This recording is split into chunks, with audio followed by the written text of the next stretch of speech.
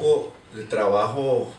hacer esas distinciones del teatro de texto, los lenguajes no verbales, el teatro de calle,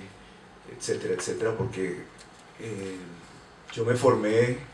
en la Escuela de Teatro de Bellas Artes de Cali en los años finales de los 60, comienzos de los 70, y en esa época el teatro era uno solo. Pero este tipo de distinciones y de separaciones que se están haciendo en nuestras modernidades más recientes, me recuerda un poco las divisiones que ha habido también entre el cine, el teatro, la televisión, la literatura, que son oficios en los que he procurado moverme, porque en el fondo me parece que el problema es el mismo, y a mí me ha interesado el arte en general, y no haciendo estas distinciones, porque, no sé, seguramente porque en la Escuela de Bellas Artes, repito, donde me formé, pues había una escuela de danza, había una escuela de música, había una escuela de artes plásticas, había una escuela de teatro, y uno convivía con todas las disciplinas, y era muy importante saber de todas las disciplinas. Entonces, cuando hago estas distinciones, me acuerda un poco lo que sucedía en el Cali de los años 70 entre la gente de teatro y la gente del cine, por ejemplo, que la gente del cine odiaba el teatro, no iba a teatro, y viceversa, y la gente del teatro consideraba que lo del cine era un lenguaje X, Y o Z razones, ¿no? Y la televisión ni se diga, ¿no? Ahora hay una convivencia un poco mayor con la televisión, pero hasta hace muy poco tiempo, pues la televisión era como el castigo, el anatema, era lo peor que podía sucederle al entretenimiento en una sociedad, y entonces uno o hacía teatro, o hacía cine, o hacía televisión. Y ni se diga de la literatura, ¿no? Porque la literatura, por lo general, nuestros escritores no han escrito teatro, son muy pocos los escritores colombianos que han combinado el trabajo literario con la dramaturgia. Son contadas las excepciones. Y los escritores que han escrito teatro para ser publicado. No se ha pensado en el teatro o la escritura teatral como un punto de partida para la puesta en escena. Y de otro lado ha existido pues una dramaturgia que ha surgido de las entrañas mismas del teatro, que se ha llamado creación colectiva o que ha tenido otros nombres, pero que se nutre en primera instancia del oficio, de las tablas, del trabajo del actor, y se ha combinado el trabajo del actor con el trabajo del dramaturgo y el trabajo del director, especialmente en los años 70, digamos que todavía hay una tradición en los grupos de mayor experiencia y de mayor renombre en nuestro país, pero digamos que en esta época tiende a existir toda una generación de dramaturgos que vienen del teatro, cosa que me parece muy interesante, ¿no? Que son personas que han estudiado teatro, que han estudiado actuación, que han sido directores y que escriben, ¿no? Y escriben para poner en escena, escriben para que el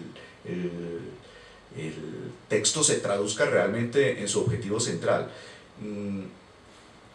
Ahorita yo estoy haciendo un doctorado en Barcelona sobre la presencia de la tragedia griega en el teatro colombiano, y me parece curioso que, así como la tradición teatral griega de la tragedia en el siglo V a.C. desapareció por completo y solamente nos quedan unos textos, pero no sabemos eso cómo se representaba. Hay especulaciones y hay aproximaciones y hay algunos estudios, unos más importantes que otros, pero realmente lo que queda del teatro antiguo era la palabra, es el texto escrito, ¿no? Pero es curioso también ver que montajes, cuando me puse a hacer el recorrido de la historia de la tragedia griega en Colombia, que hasta el momento llevo ubicado más o menos unos 65 montajes, prácticamente esos montajes han desaparecido, no quedan vestigios, y lo que queda son los textos. Entonces es una lástima, porque a mí me parece que realmente el objetivo y la razón de ser del teatro no es la palabra escrita, sino la representación. Pero ¿cómo guardar lo representado? Ahí está uno de los dilemas en los cuales uno se encuentra siempre con respecto a los montajes. Ahora que tenemos tantas facilidades con el video, uno ve a los estudiantes en las muestras de teatro que graban con sus camaritas las muestras para que les quede algo. Yo no sé si ven esos videos, siempre me hago esa pregunta, si esos videos sirven después de algo o es como por un afán y una angustia de que las cosas desaparezcan, ¿no? Y tenerlos ahí guardados y como un recuerdo extraño de su paso por las academias. Pero realmente el teatro, cuando se graba o cuando se filma, por lo general es muy decepcionante, ¿no? Yo creo que, por ejemplo, cuando la gente que rechaza la ópera y que no va a la ópera es porque la ha visto por televisión, y por lo general la ópera por televisión es decepcionante, ¿no? Y me parece que con el teatro pasa lo mismo. El teatro está concebido para ser representado en vivo. Entonces, cuando uno va a digamos, guardar la experiencia teatral, hay que inventarse el lenguaje. Y eso es una cosa que a mí me ha preocupado mucho y que he procurado tratar de articular los lenguajes del cine y de la televisión con el lenguaje del teatro, porque digamos que hay montajes teatrales que han sido históricos y de los cuales no quedan sino las fotos y los programas, que es lo que realmente queda del teatro, pero el resto desaparece, ¿no? Entonces, yo he hecho aquí una especie de pequeña selección de algunos fragmentos de mis trabajos y debo advertir que casi todos son frustrantes, como documentos de video. Digamos que como experiencia teatral, bueno, los que lo han visto podrán juzgar, o los que no, más o menos se podrán dar una idea por lo que van a ver, pero las experiencias en video con los montajes no dan cuenta realmente de qué es lo que ha sucedido sobre el escenario. Creo que cualquiera de los que hace teatro y ha vivido la experiencia pues lo puede saber, pero de todas maneras a lo que quiero llegar es que esa combinación de lenguajes me parece que es tan importante como el texto, y si la reflexión se quiere centrar sobre la palabra escrita traducida en el escenario, pues aquí tengo algunos ejemplos que prefiero hablar sobre el tema desde la perspectiva de unos casos concretos que puedo dar fe y que los conozco, y después en la discusión podemos comentar conceptos un poco más generales. Este primer trabajo que tengo ahí, la selección que ya vamos a ver, que se llama El infinito sin estrellas, es una de las obras que yo escribí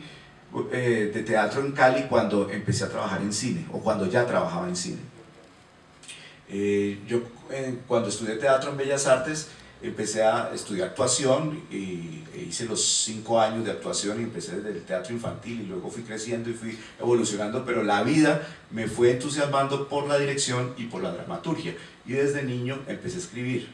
y tengo pues esas obras juveniles que supongo todo el mundo comete en su adolescencia.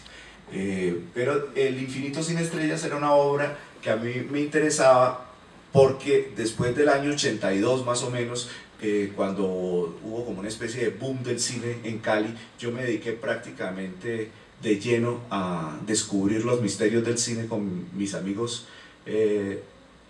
herederos del Cine Club de Cali, y trabajé en muchas de esas películas y casi no trabajaba en teatro, hasta que decidí escribir una obra de teatro que indagara un poco el mundo del cine y tratara de ver cómo se puede ver el cine desde la perspectiva del teatro. Por lo general uno filma obras de teatro, pero obras de teatro donde se ven filmaciones no son muy corrientes. Entonces esta obra es una especie de parodia del melodrama,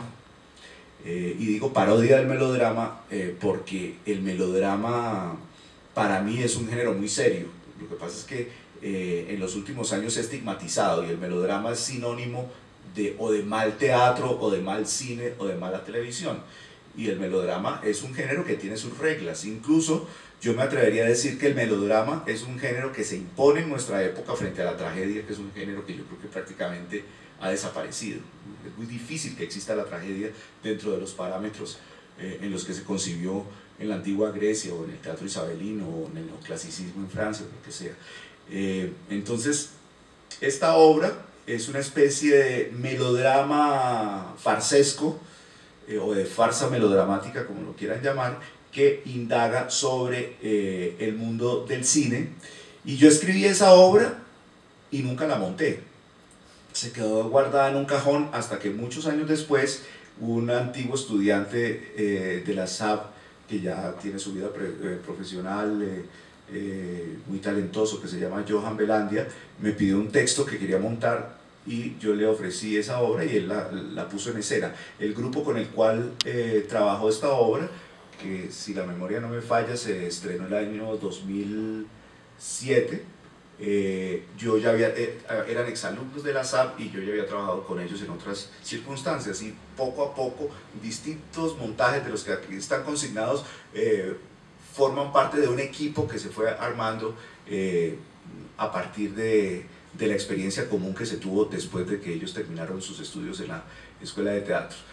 Por lo demás, debo decir que nunca he sido una persona de grupos. Yo sé que el teatro todavía se considera que es una actividad de grupo, evidentemente es una actividad de grupo, pero digamos que el concepto del grupo yo nunca lo he podido manejar. Yo sé que es por problemas míos, pero yo veo que el teatro cada vez más se organiza a través de proyectos concretos, que la gente se reúnen, arman un proyecto, se crea un montaje y ese montaje tiene una vida y luego se separan, y muchos de estos trabajos se han hecho así, no han sido proyectos de un grupo específico. En una época mis trabajos se llamaban el Teatro Cero porque uno tenía que presentarse en las convocatorias con un nombre, pero pues el Teatro Cero era yo y los actores con los cuales trabajaba, pero me parece que ese concepto de la gran familia teatral, en mi caso no digo que esto sea lo correcto ni mucho menos, sino que en mi caso por una u otra razón y por estar saltando de un lado para otro pues no he podido casarme con un grupo estable. Vamos a ver un fragmento del Infinito sin estrellas y